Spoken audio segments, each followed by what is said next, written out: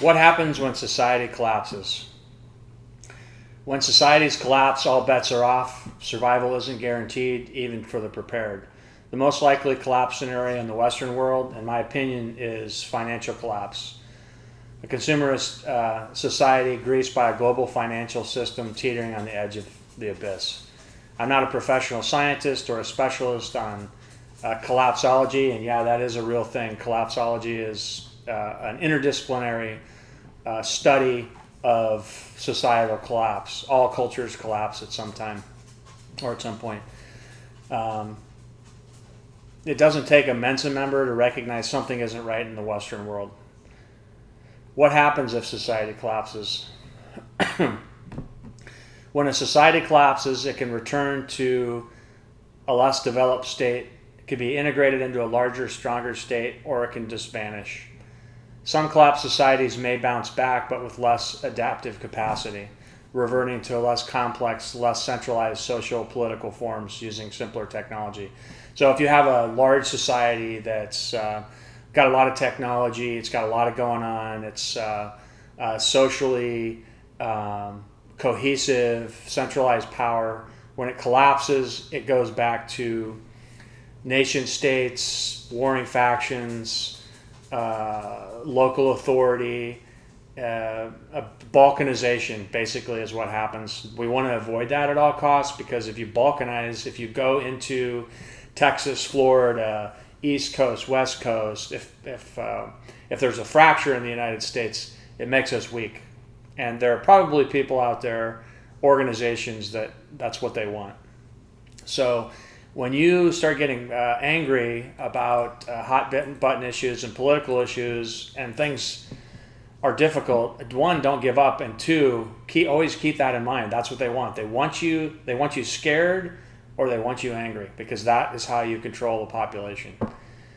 Interested in learning more about societal collapse, you can check out Ready Squirrel's article, 26 Ways to Prepare for Societal Collapse, and I will put a link down below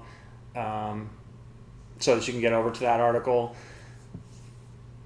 Okay, I gotta chill. I haven't done a video in a while, so I'm a little bit stiff here. Okay, so collapse of society, 5 stages. So what does collapse look like? Again, 5 general stages. First, you have financial collapse. Second, you have commercial collapse. Third, you have political collapse. Fourth, you have social collapse. And fifth, you have cultural collapse. The 5 stages of societal collapse are simplified theory.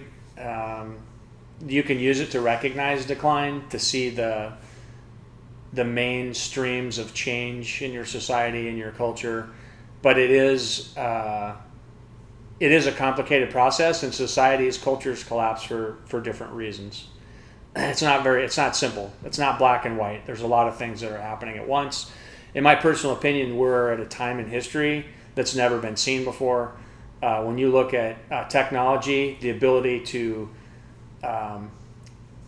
stream like a fire hose propaganda, when you have a few people controlling things like media, it's very easy to create a big lie. It's very easy to make you think that everybody thinks like what you're seeing on TV, whether that's true or not. And TV, TV.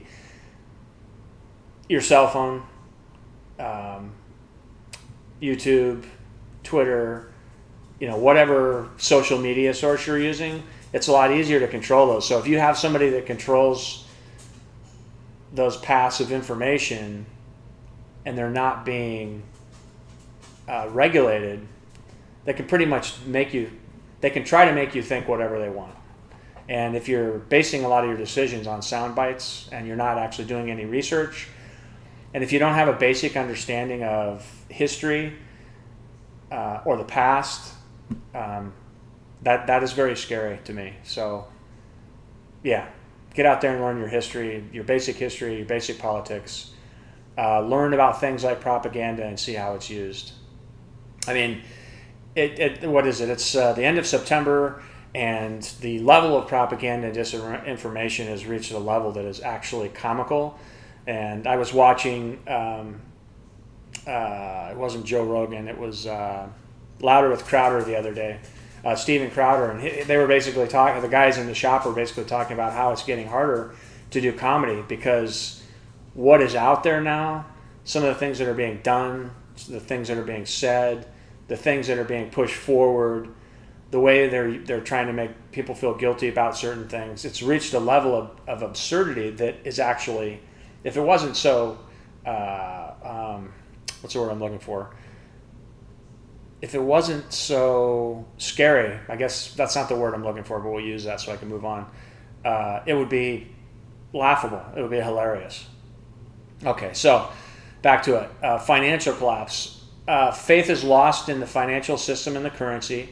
So let's say you take your fiat currency. It's not backed by gold. It's not backed by anything, and all you do is you print money.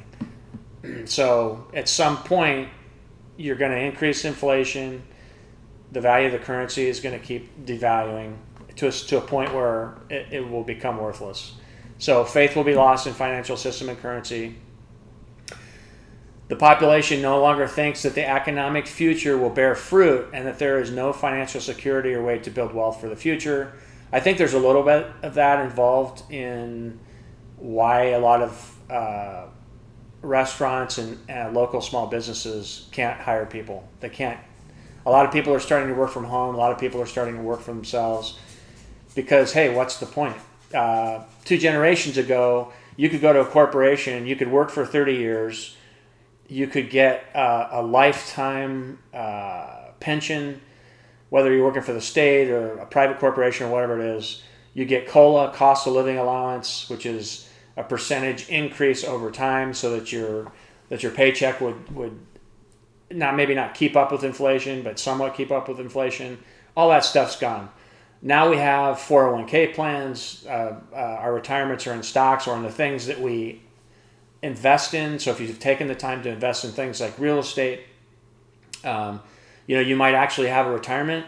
But for the general population, for most of the people in this country, they don't have any retirement. And the wages are not keeping up with inflation, et cetera, et cetera. So they don't. I think a lot of people are already starting to feel like there isn't a future. So the financial system no longer supports loans or guarantees, assets to spur future growth. Loans and guarantees to pay back loans are needed to maintain a global economy. So if a mortgage company wants to give a loan on a house to make money so that they can package it up and put it in derivatives, they can't do that if nobody can pay a loan back. If there's high unemployment rate, if the wages are too low, the whole system works together. And once it all starts to fall apart, then there's nothing to support giving loans and guaranteeing that you're going to pay back loans. So the whole system begins to crash. Business and financial institutions become insolvent, savings and retirement disappear, and access to loans and capital for future investment are no longer available. Likely cause of financial collapse in America, according to Orlov Usuri, sorry if I'm butchering your name, money lending for interest is based on an ever-expanding global economy.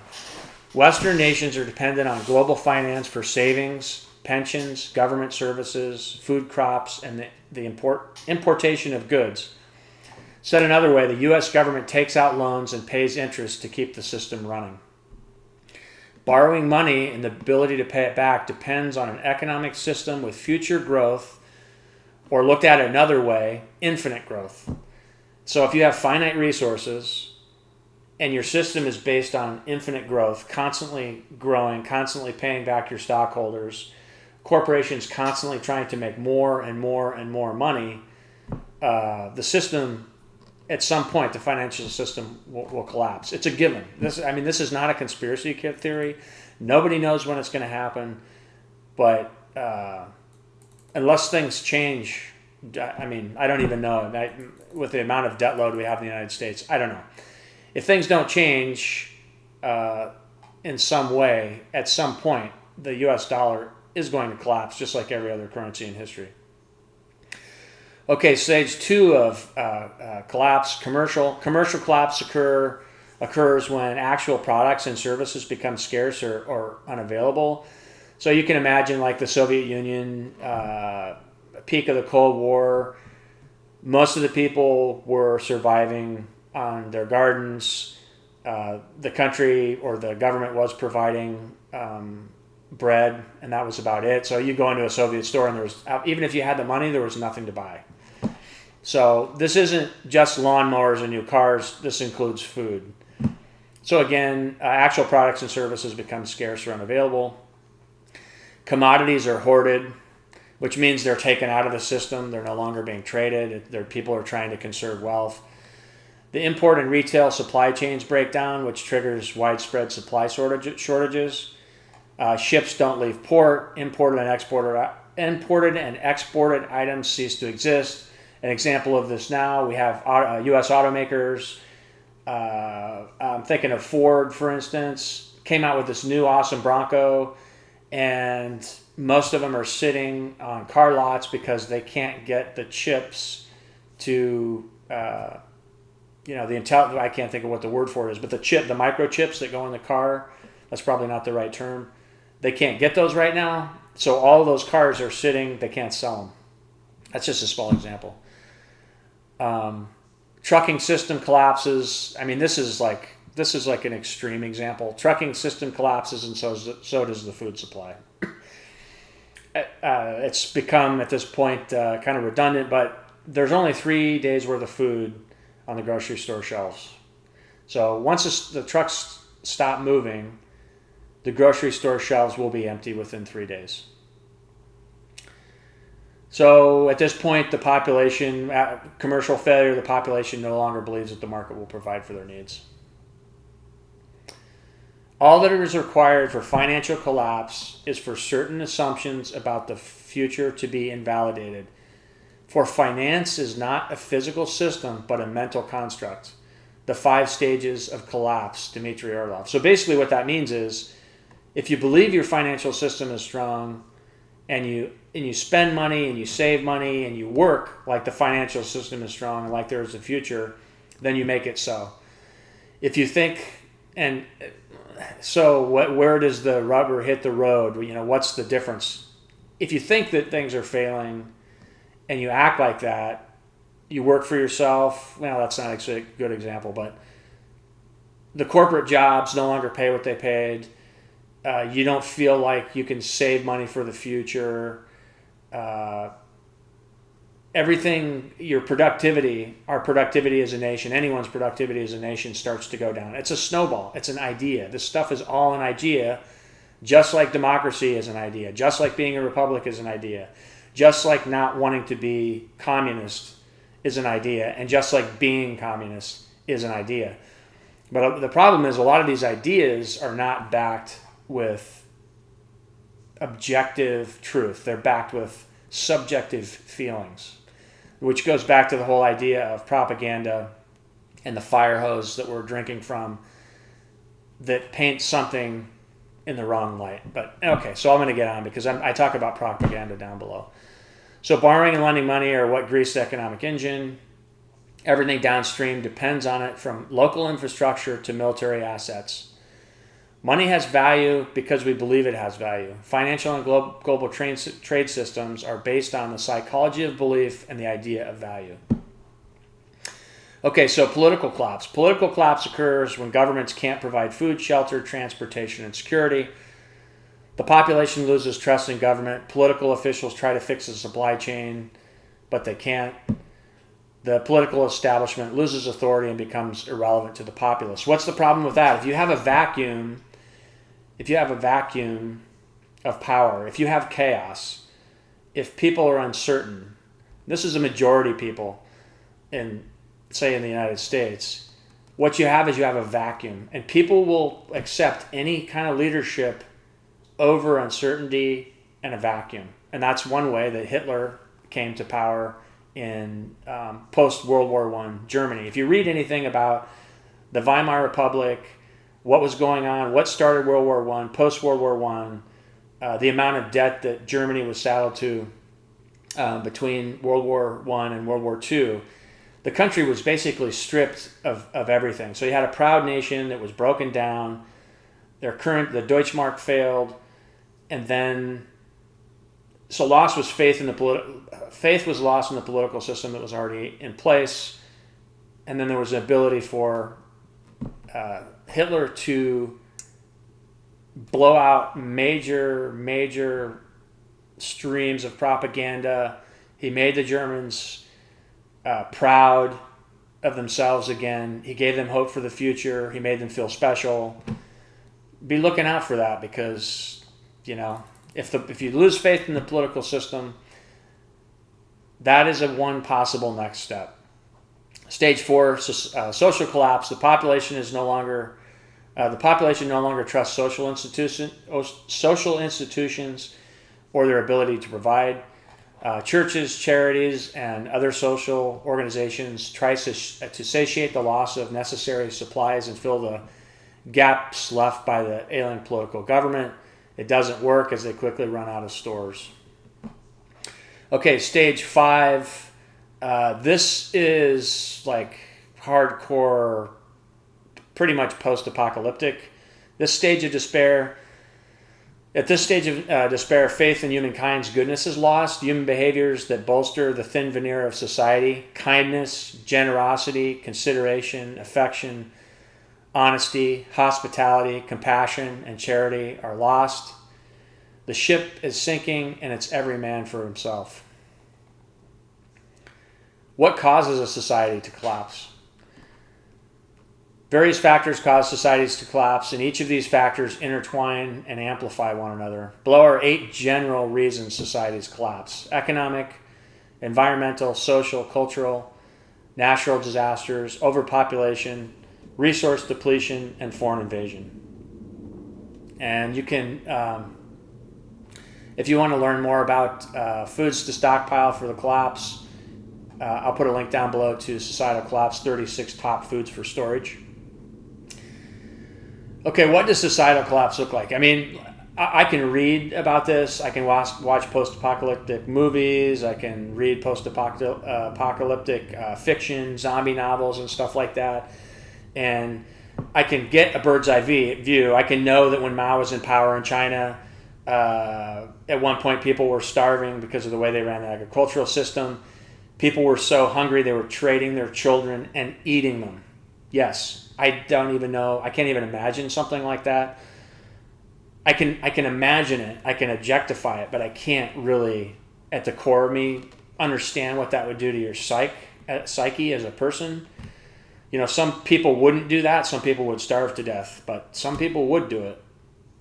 I always imagined the Battle of the Bulge, when the U.S. and the Allies were fighting the Germans on the front lines, and all those people that were living from the coast of France, when they landed on Omaha and Utah Beach and the other beaches, all those people that were between the two armies that were clashing, all the services stopped. Nobody was farming. Cows were getting shot. Buildings were being burned. They were going from the fight was going from village to village and hedgerow to hedgerow, and all those people, all those civilians that were in that mix had to somehow survive. I mean, to me, that's what I think of when I think of societal collapse. So what does it look like? We've all watched the movies and read the books, Mad Max, The Walking Dead, Alexander I can't pronounce his name well, Solzhenitsyn's Gulag Archipelago. That's a good book. And it's not fiction, it's actually truth. We can only imagine a world turned upside down. Following is an article supposedly written by a man who survived the war in Bosnia. I say supposedly because I cannot verify authenticity. This article has been floating around for about a decade now. The letter has been floating around since the early 90s. Oh, I guess it's been, holy cow, almost 30 years. But it will give you an idea of what it's like on the ground when SHTF. Note, I did minor edits of the letter so it's readable. If the story is believed, the original letter was translated from Bosnian to French and then to English. That's a little rough, but a good read. 1 year in hell. I'm from Bosnia, between 1992 and 1995. I'm not going to read this. If you want to read this, there'll be a link down to the article down below. You can go over to the article on Ready Squirrel, ReadySquirrel.com. Okay, so the title is 1 Year in Hell. Here's some of the headings: moving safely, fuel, useful knowledge, preparing for next time, what to stockpile, gold and silver, was salt expensive, firearms, security, sanitation, medical care. And those are, it's pretty interesting. It's a pretty interesting read. Some of the stuff I don't really agree with. I'm not sure if I don't know if I believe that was written by somebody that survived Bosnia, but I do think that at the very least it's somebody that thought about the process and what you had to go through. So it's worth reading. Okay, agricultural collapse. This ties back into financial collapse. Just a little look at the agricultural system in the Soviet Union during the Cold War. The former Soviet Union agriculture underperformed, leading to failed collective farms, which led to permanent shortages of meat, grain, and protein. USSR had to import grains from hostile governments to provide bread. So they had to import grains from the U.S., basically. Russian families used kitchen gardens and local food sources to supplement their diet. The modern U.S. food system, the U.S. agriculture system, is based on oil inputs. A highly industrialized agriculture system relies heavily on diesel, pesticides, chemical fertilizers, and agricultural loans. That agricultural loans, that right there, that's big. That's a big deal, because if you can't get loans, you know how we talked about before during economic collapse, the whole idea to give money for a loan and to get a guarantee for a money loan. If you can't get a guarantee, you can't get a loan. So what happens if you can't get a loan to grow food? If the supply lines fail, the shelves will be empty in 3 days. Many people in the United States are not within walking distance of the grocery store.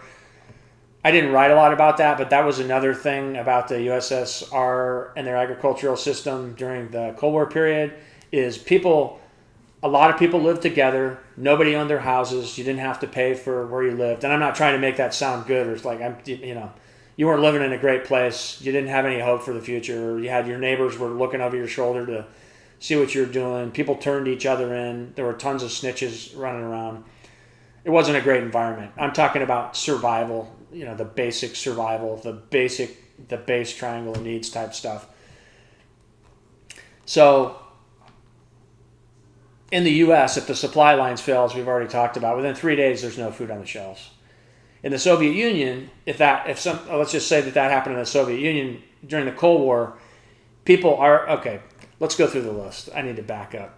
Like I said, I'm kind of rusty on these videos, so, and this was a hard article to write because I just tried to bring in some stuff that could make you think about the present situation so that you can prepare yourself for it to the best of your ability. Okay, so chart 1, Soviet reaction to the collapse of agriculture and modern U.S. food system. So this is a comparison and a contrast. So the Soviet Union, their food habits, kitchen gardens, local food supplies, a home cooking culture, physically active, people are walking everywhere. There's a lot of local transportation, but almost nobody had cars. You walked to the grocery store to get food. You walked to work. You walked home. You walked to your friends. And most of your direct family members or multi-generational family members all lived under the same roof. And then there was also a lot of foraging for food in the Soviet Union. Present day U.S. food habits. Don't take this personally. I'm not judging this, but just think about it. So we get all of our food from supermarkets and big box stores.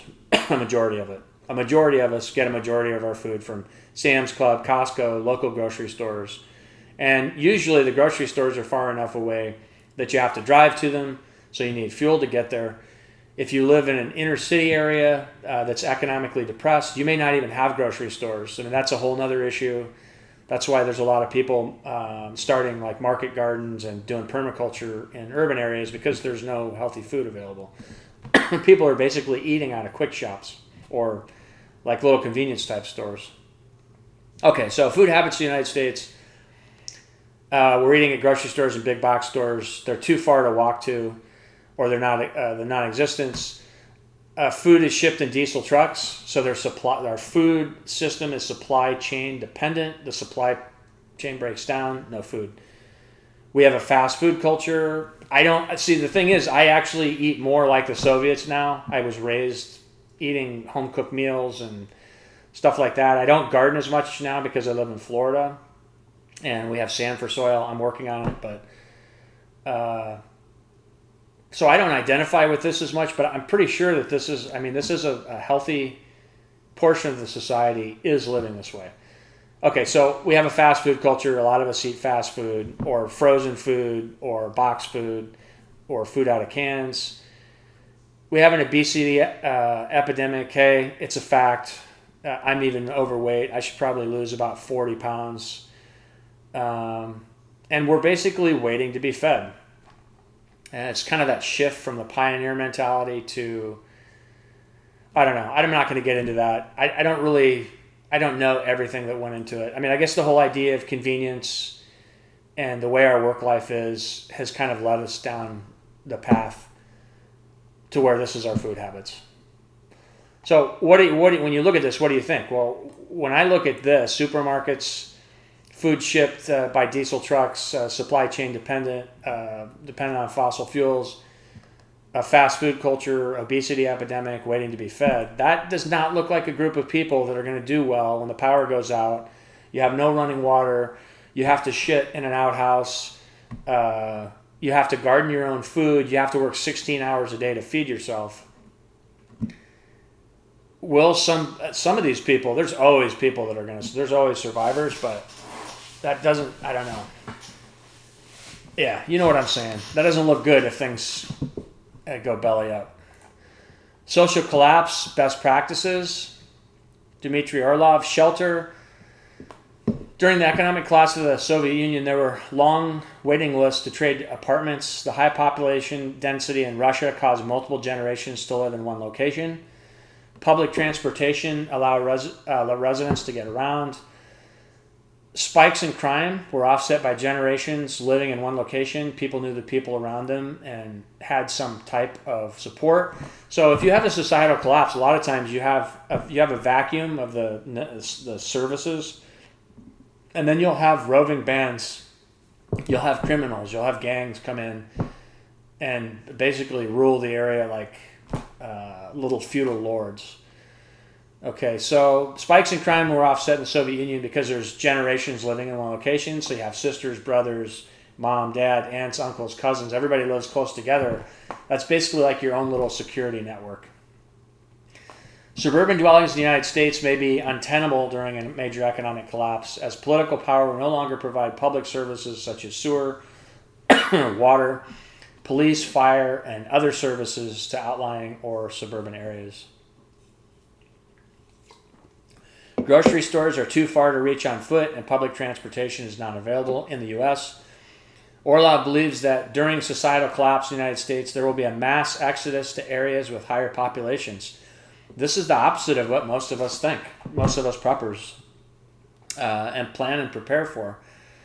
In the case of collapse, the majority of the Americans will probably depend on food distribution centers set up by the government, so this may not be too far-fetched for the majority. I still believe being self-sufficient off-grid is the way to go. So what is this? Okay, so all the people that aren't prepping, all the people that don't have any kind of food supplies, and people that don't have enough food supplies stored, don't have enough equipment, don't have enough skills, if they're not eating, they're going to go where the food is. So if the food is in the city, that's where they're going to go. Chart 2, characteristics of housing in the USSR and the United States. In the Soviet Union, and this I just want to clarify, I'm definitely not saying that I like the Soviet system better. That's not what I'm saying. I'm saying what happens if our system collapses. Like the Soviets are already kind of were already roughing it during the Cold War. So they were somewhat resilient when things went to pot. Whereas in the United States, we're not so much set up to handle most of the population. Even the poorest people in this country, people that are making an income less than the poverty level are 1%. Are richer, are the top 1% in the world. I'm not talking about Bill Gates and those guys. I'm talking about people that have a job. They're barely making enough to live. Those people are still in the top 1% of income earners in the world. So keep that in mind. Okay, so houses in the United States, they're owned by banks or corporations. Foreclosures and evictions are possible. Largely inaccessible. Our houses are largely inaccessible by car, and there's a likelihood of flood of refugees from suburbia to high population areas or higher population areas. Okay, so banked and corporate owned houses. So I don't know if you may not be aware of this, but Wall Street is now investing in single family homes to become and they're renting them to homeowners. Okay, so if you look at the history, let's say look at the history of Great Britain or Ireland, the potato famine era, and before that, and the feudal societies of Europe, you want to see what it looks like when you have a corporate landlord. That's some scary stuff. So, what's my point? You may be thinking in your head, oh, why? What's going to happen to a bunch of houses when people just don't pay their mortgage on them? Oh, well, they're going to let you stay in the house, and they're going to kick the can down the road, and they're going to let you refinance, and you're going to get a super low interest rate, and you're going to stay in your house? No, that's not going to happen. The banks and the investors learn from that. They realize how much money there is in single family homes, and they are buying them up, and they're bundling them, and it's another form of investment. And that's what we have to look forward to. And I actually have, I don't want to say that. Corporations are going to deal with tenants different than a small-time landlord. It's just known that a small-time landlord, they're less likely to raise rent. They're more likely to be understanding if you have hard times. Corporations are all by the numbers. If the rents go up 10%, they go up 10%. They don't care if you can pay your bills. They don't care if you can eat. If you can't pay the rent, you're gone. They evict you. It's okay. So enough said. So our housing system, if you don't own your house, there are risks involved in that. This is a good video. You can watch this if you go over to the article. There'll be a link below. Okay, so that's it. This may seem a little bit disconnected. I'm actually trying to put this together myself. What happens when society collapses? Focus on those 5 stages of societal collapse. You can think about it. You can look at what's going on in the news now. What our politicians are doing. What's happening globally. The balance of power. What's being done to the U.S. Constitution. How media is acting. The population and certain groups of individuals, how they're acting. I mean, in my opinion, there are certain groups of people that are acting kind of, I don't even want to say the word fascist because okay. I'll be cutting this part out.